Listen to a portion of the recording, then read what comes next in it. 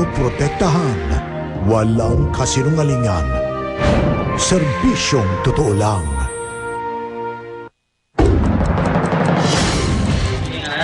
Anim na taong gulang na bata sa Negros Occidental. Iniligtas ang kapatid mula sa nasusunog nilang bahay. Standard bearer ng angkapatiran na si Councilor J.C. De Los Reyes, inindorso ng 6 na obispo. Pinapa-extradite na si Michael Ray Aquino. Malabo raw maging state witness sa Teser Corbido murder case ayon sa DOJ. Exclusive, maglolo magkasaka sa Pangasinan. Nagtagaan dahil daw sa away sa patubig. First death anniversary ni Francis Magalona. Gininita ng kanyang Eat Bulaga Dabar Cats.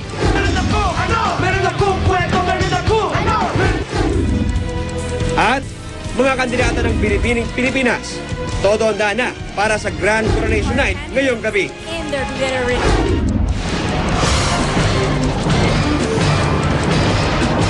Mula sa GMA Network Center, ito ang 24 Oras.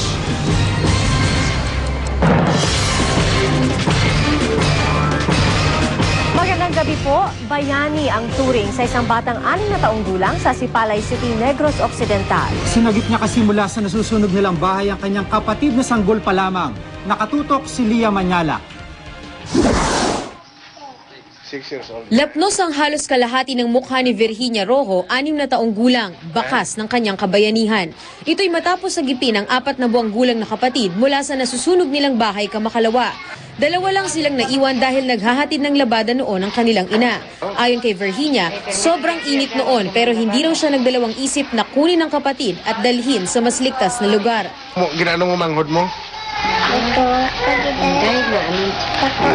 Hindi pa alam bakit biglang nagliyab ang kanilang bahay.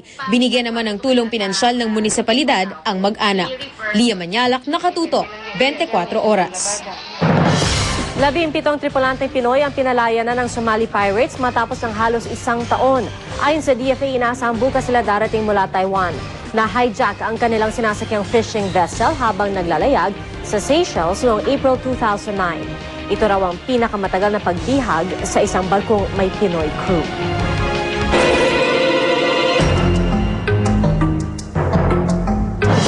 Umabot na sa 35.8 degrees Celsius ang temperatura sa Metro Manila sa araw na ito.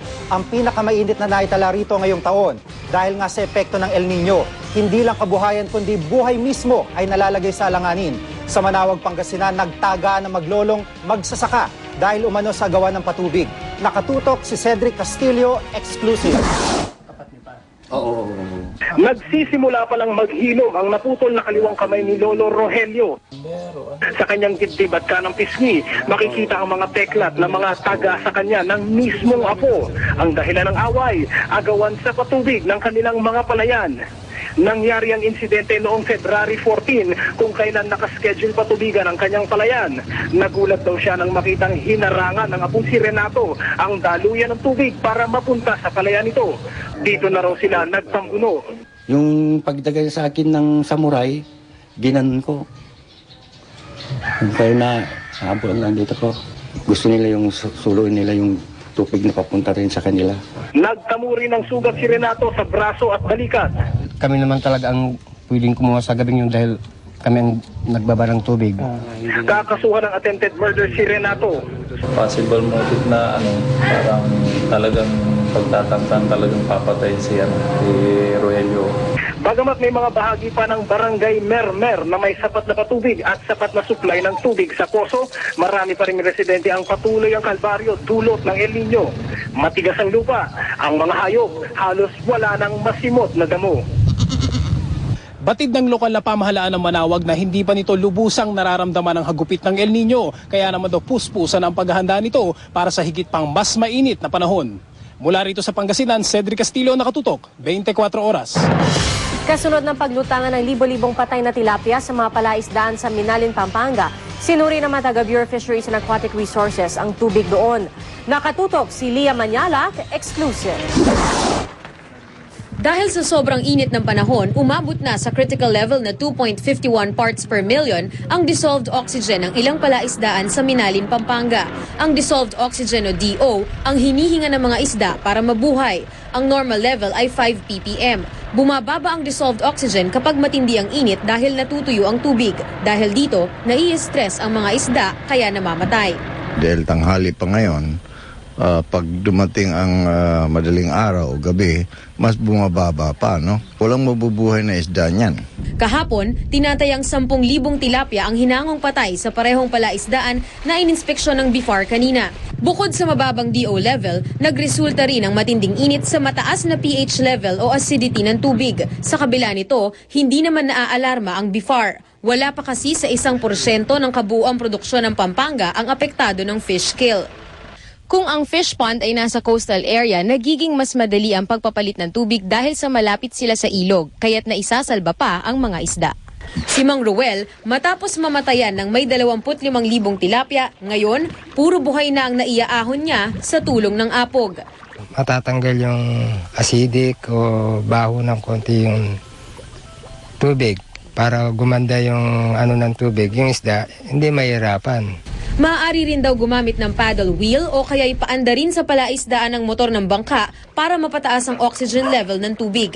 At bilang tulong sa mga mangingisda, naglaan ng DA ng 2 milyong piso para sa tilapia fingerlings na kayang mabuhay sa maalat na tubig. Mula sa Minalim, Pampanga, Lia Manyalak, nakatutok, 24 oras.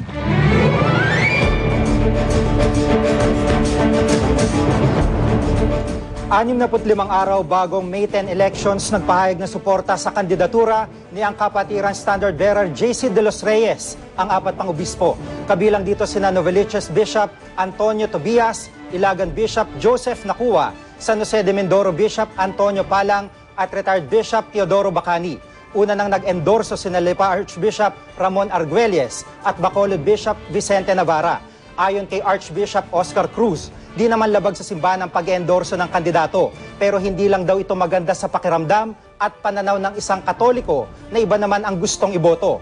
Para sa kanya, integrity, competence at character ang dapat taglayin ng isang kandidato.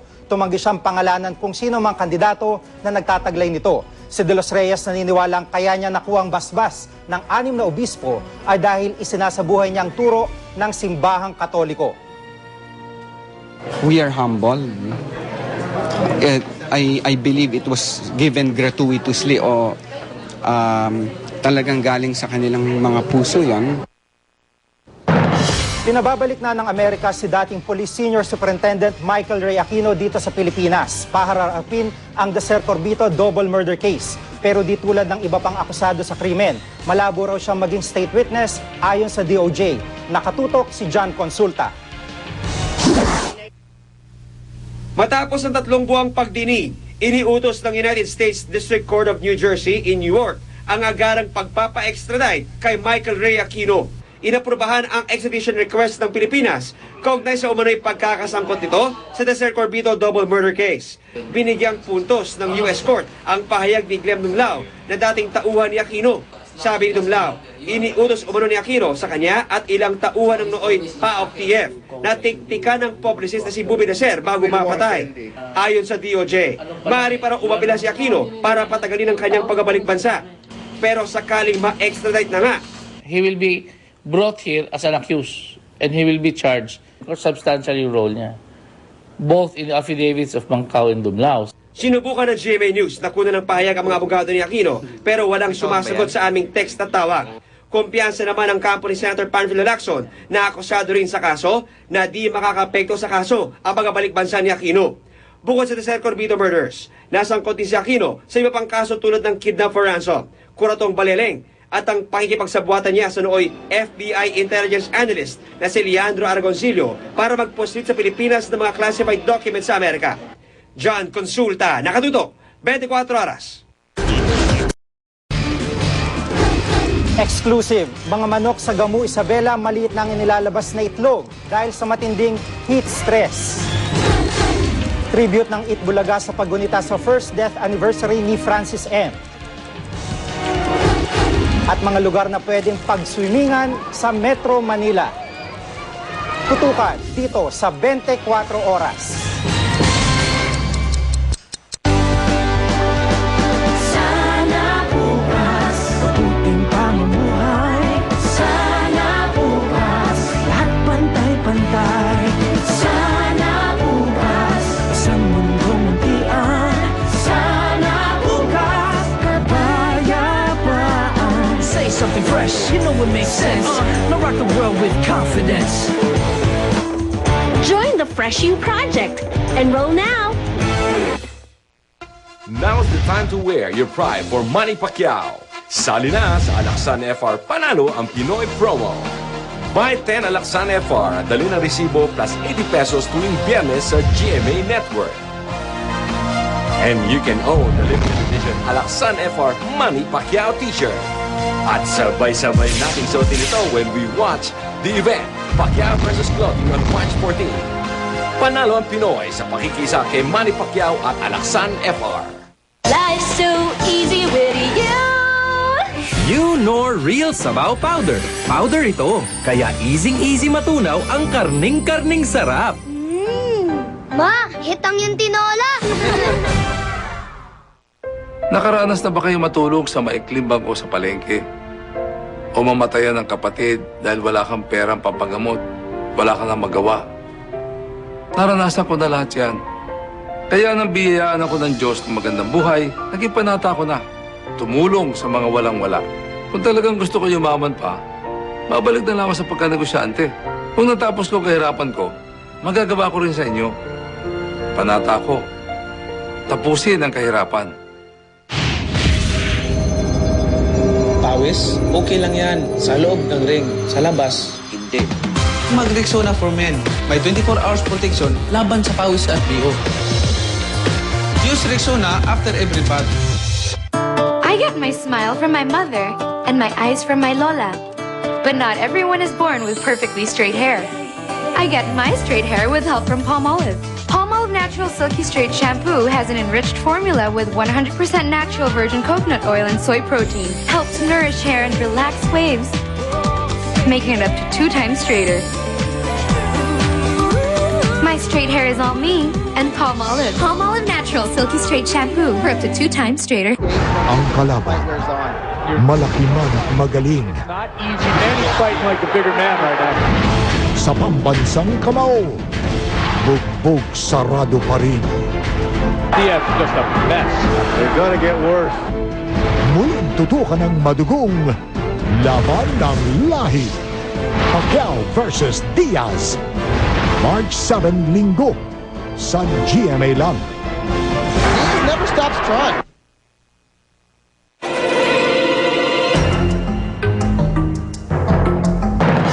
Apektado na rin ng El Nino ang pangingitlog ng mga manok. Sa Gamu Isabela, maliliit na raw ang itlog na inilalabas ng mga manok dahil nasa-stress daw mga ito sa tindi ng init. Nakatutok si Ian Cruz, exclusive.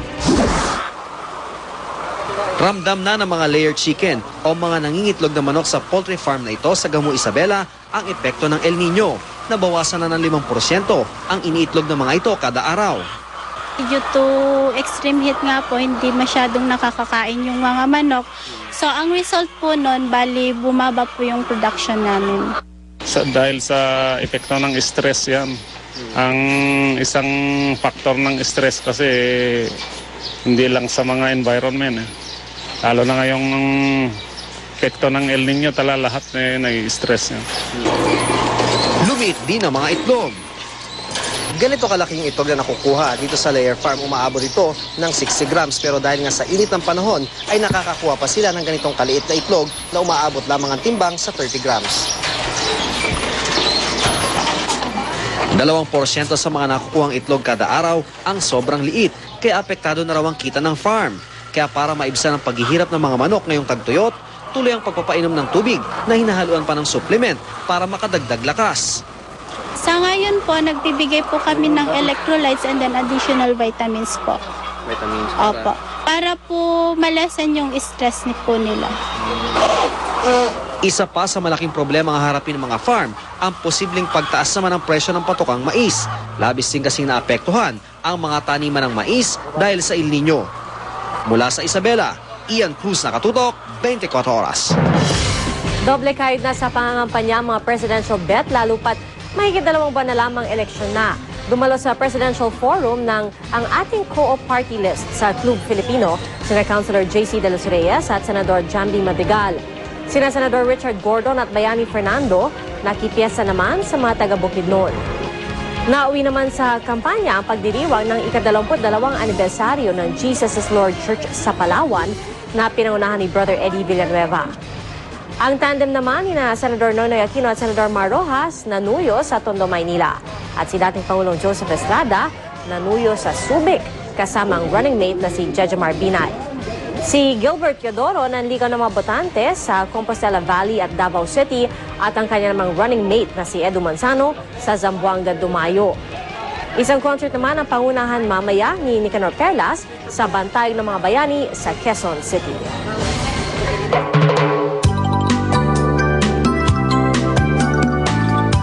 Mga kapuso, kayo po ba'y naghahanap ng mapapasyalan para magpapresko ngayong summer? Di na kailangan lumayo pa dahil meron naman pala dito sa Metro Manila. Nakatutok si Teresa Andrada. Siguradong mag-i-enjoy ang mga chikiting sa mga kiddie pool at higanting inflatable swimming pool sa Water Boom sa Pasay. Bukas ito Lunes hanggang Linggo. 250 pesos ang entrance fee. 8 hanggang 14 na lifeguards ang nagbabantay. Mas safe doon kasi madali mo maano yung mga bata. Kahit sila lang mag-isa. Okay lang. Kahit iwanan sila na nandito, tapos nandun kami, okay lang. Sarap maligo dahil... Instead of going to the far from the Manila, they don't have to spend time in the street. So very easy to approach. So they enjoy their time with the family. 25 pesos naman ang entrance fee sa Amoranto Stadium sa Quezon City, kung saan pwedeng mag-enjoy ang pamilya at barkada sa Olympic-sized swimming pool. Bukod sa malinis po siya, mura po yung rent. Tsaka malaki, maraming makaka-occupied ng place. Tips ng lifeguard, iwasang lumangoy sa lugar na maraming tao para hindi masipa. Minsan daw kasi ito ang rason ng pagkalunod o aksidente. Huwag din kumain habang lumalangoy. Pag ikaw nearly drowning ka, tapos nakalulu ka ng medyo solid na food, medyo hindi ka makakahinga. Habang nag-i-enjoy ngayong summer, importante ring mag-ingat. Teresa Andrada, nakatutok, 24 oras. Susunod.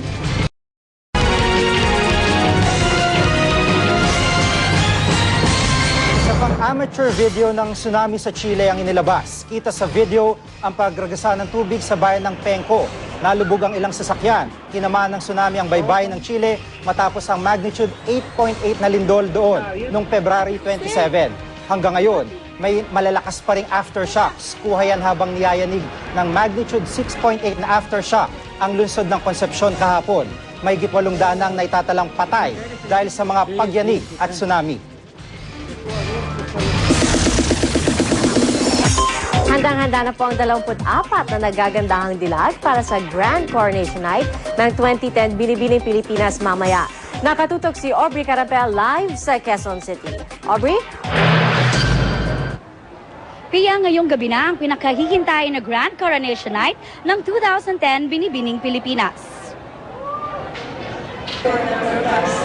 Halos 2 buwang ding nagsanay at naghanda ang 24 na kandidata para sa gabing ito, kung saan muli silang magtatagisan ng husay sa pagrampa ng kanilang mga swimsuit at evening gowns. Ngayong gabi rin ay ibibigay ang mga special award tulad ng Miss Photogenic, Best in Swimsuit, Best in Evening Gown at Texter's Choice Award. Pipili rin ng top 10 finalist na siya namang magtatagisan ng kanilang talino sa question and answer portion. At mula sa kanila ay kokoronahan ang Binibining Pilipinas International, Binibining Pilipinas Universe at Binibining Pilipinas World, nakakatawan sa ating bansa sa mga international beauty pageant. Naghanda rin ang mga kandidata ng bonggang production number, kabilang sa mga special guest ng Kapuso Hunks na sina Daniel Matsunaga, James Flores at Victor Aliwalas. May special performance din ang Journey lead vocalist na si Arnel Pineda at host naman ang mga Kapuso stars na sina Dingdong Dantes at Carla Abellana. Pia alas 8 ng gabi ay magsisimula na ang programa dito sa Araneta Coliseum at mapapanood ito mamaya dito sa GMA pagkatapos ng investigador. Balik sa iyo, Pia. Maraming salamat, Aubrey Carampel. At mga kapuso, alas 12 ng tanghali bukas, March 7, isa pong sorpresa ang gugulong sa Mall of Asia na tiyak pong makakapagpaindak sa inyo. Para malaman, manood po dito sa GMA bukas, alas 12 ng tanghali. At yan po ang mga balita aming tinutukan sa nakalipas na 24 oras. Maraming salamat sa inyong pagtitiwala.